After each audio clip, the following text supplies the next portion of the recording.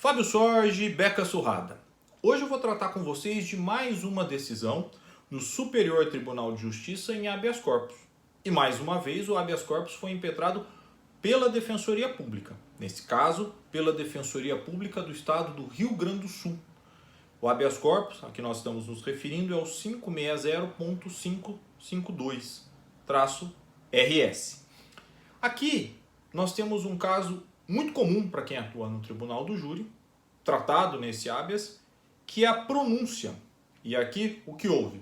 Os réus foram pronunciados pelo juízo de primeira instância com base em elementos informativos colhidos no inquérito policial, não repetidos em juízo.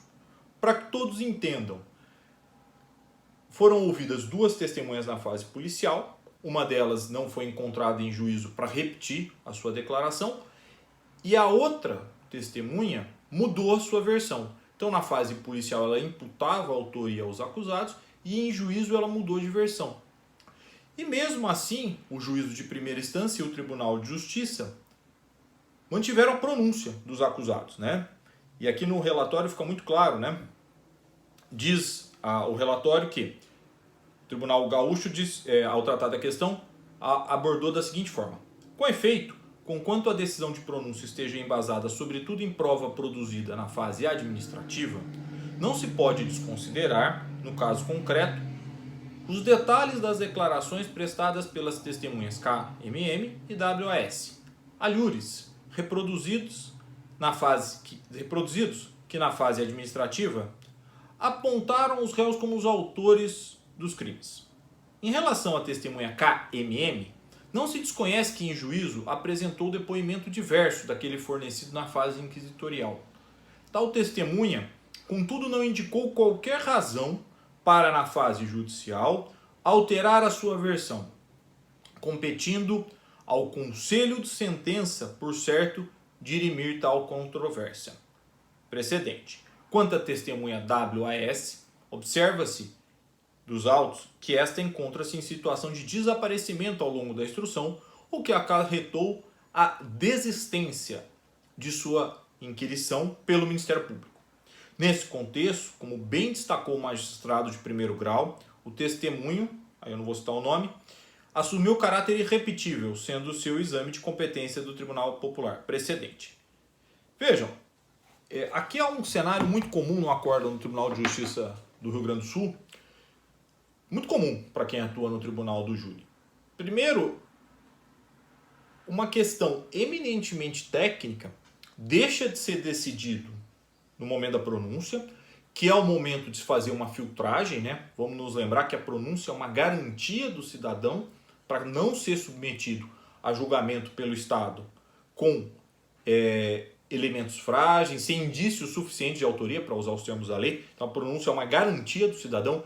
Aqui o Tribunal Gaúcho age de forma muito comum. Afasta essa garantia e joga para os jurados a compreensão de uma questão eminentemente complexa, que é a prova produzida na fase em contraditório, que é efetivamente prova, e os elementos informativos produzidos no inquérito policial. Essa distinção, muitas vezes, sequer profissionais que atuam no direito há muito tempo, juízes, promotores, defensores, advogados, sabem fazer. O que dirá o jurado, que é leigo?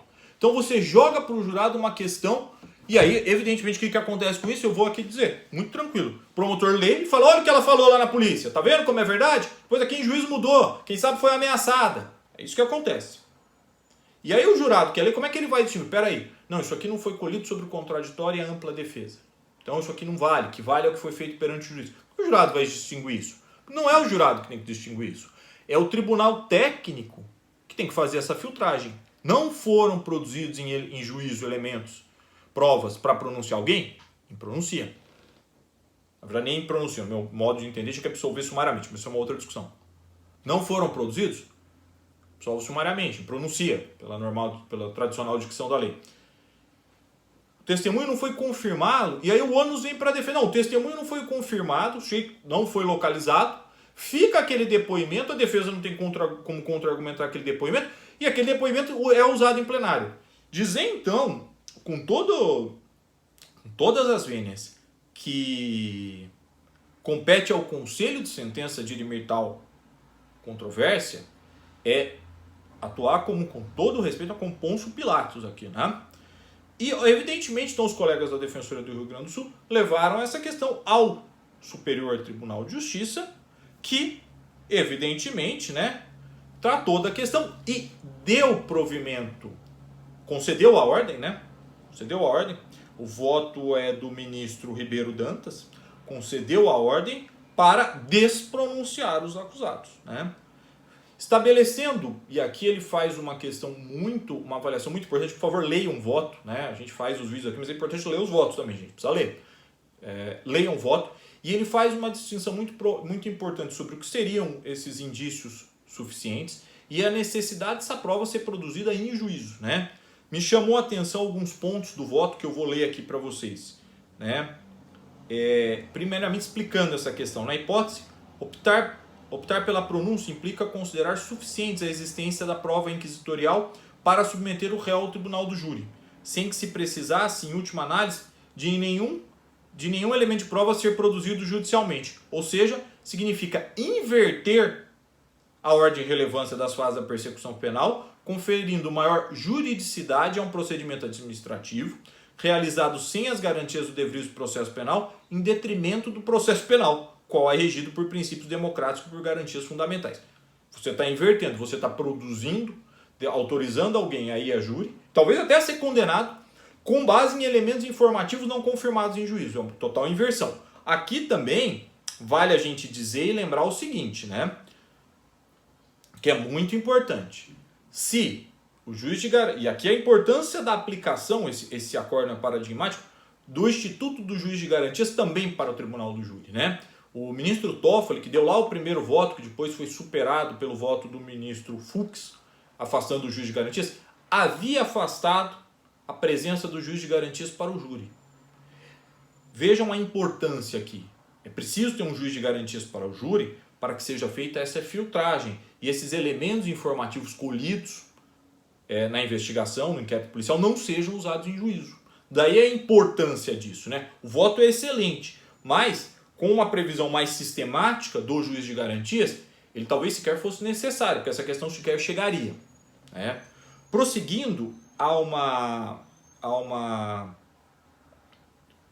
outra menção importante, né, dizendo que, do ministro no voto, que no Estado Democrático de Direito, a força argumentativa das convicções dos magistrados deve ser extraída de provas submetidas ao contraditório e à ampla defesa.